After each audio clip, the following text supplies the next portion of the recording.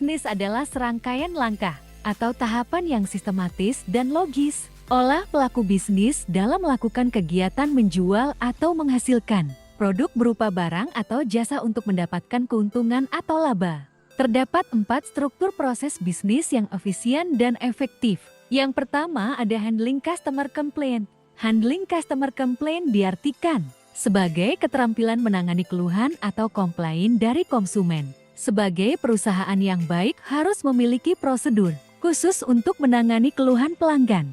Gunakan 5 langkah proses untuk menangani keluhan pelanggan, yaitu dengan mengajukan pertanyaan yang tepat, identifikasi jenis pelanggan, tanggapi pelanggan dengan cepat, berikan solusi dan verifikasi bahwa masalahnya sudah terselesaikan, dan catat keluhan.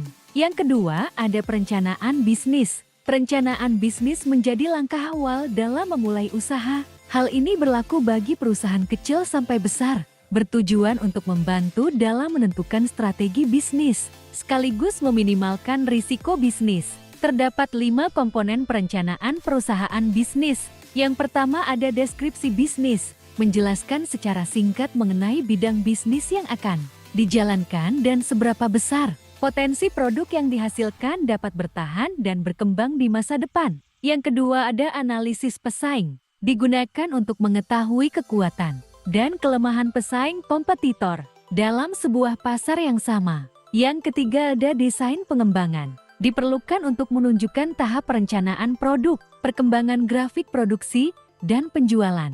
Yang keempat, rencana operasional dan manajemen, untuk menjelaskan suatu bisnis akan dijalankan dan berkelanjutan. Dan terakhir, rencana pembiayaan, menjadi unsur penting dalam bisnis yang mengatur untuk menentukan asal modal bisnis, sumber dana, aktiva, dan untuk mengatur anggaran agar efisien. Yang ketiga adalah analisis kebutuhan pelanggan. Analisis merupakan kegiatan untuk mengamati sesuatu untuk mendapatkan sebuah hasil yang penting atau dengan tujuan untuk memecahkan suatu permasalahan. Analisis kebutuhan pelanggan digunakan untuk mengetahui kebutuhan maupun perilaku konsumen atau pelanggan, yaitu tepat pada hal yang dibutuhkannya. 4 alasan menganalisis kebutuhan pelanggan ada menentukan ataupun menciptakan produk maupun jasa yang sesuai, mendapatkan sebuah motivasi untuk memproduksi barang ataupun jasa, meningkatkan kualitas barang atau jasa yang kita siapkan untuk pelanggan, menyusun strategi untuk market atau pasar yang digunakan untuk berbisnis. Cara melakukan analisis kebutuhan pelanggan dalam 5 langkah. Pertama, kumpulkan data dari pelanggan Anda. Kedua, pilih alat yang tepat. Ketiga, analisis umpan balik pelanggan. Keempat, visualisasikan kebutuhan pelanggan dan dampak yang paling buruk. Terakhir, sejajarkan produk atau layanan dengan kebutuhan pelanggan. Dan terakhir, strategi implementasi. Strategi meningkatkan kepuasan pelanggan merupakan cara untuk memperoleh pelanggan baru dengan menggabungkan berbagai cara. Proses pemenuhan kepuasan pelanggan tidak hanya membutuhkan produk atau jasa yang berkualitas saja, tetapi juga membutuhkan adanya sistem pelayanan yang mendukung.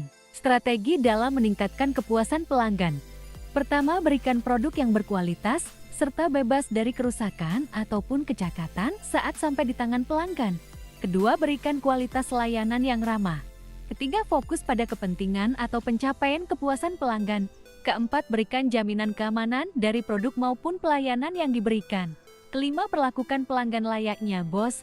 Keenam, memperhatikan harga produk maupun biaya pelayanan yang sesuai pasar saat ini, serta disesuaikan dengan nilai produk atau jasa yang ditawarkan. Dan terakhir, komunikasi yang efektif. Cara untuk mengukur tingkat kepuasan pelanggan terhadap suatu produk dengan melalui keluhan dan saran. Informasi yang diperoleh dari saran dan keluhan ini dapat dijadikan ide-ide baru serta masukan yang berharga bagi perusahaan sehingga perusahaan akan bereaksi dengan tanggap dan cepat untuk mengatasi masalah-masalah yang ada. Dalam indikator ini, perusahaan seharusnya menelpon para pelanggan yang telah berhenti menjadi pembeli agar dapat mengambil kebijakan atau penyempurnaan selanjutnya. Menyewa jasa ghost shopping. Ghost shopping adalah salah satu cara memperoleh gambaran kepuasan pelanggan dengan cara memperkerjakan beberapa orang ghost shopper untuk menjadi atau bersikap sebagai pembeli atau potensial produk perusahaan dan pesaing perusahaan. Analisis mantan pelanggan. Dalam indikator ini, perusahaan seharusnya menelpon para pelanggan yang telah berhenti menjadi pembeli agar dapat mengambil kebijakan atau penyempurnaan selanjutnya. Dan terakhir, survei kepuasan pelanggan.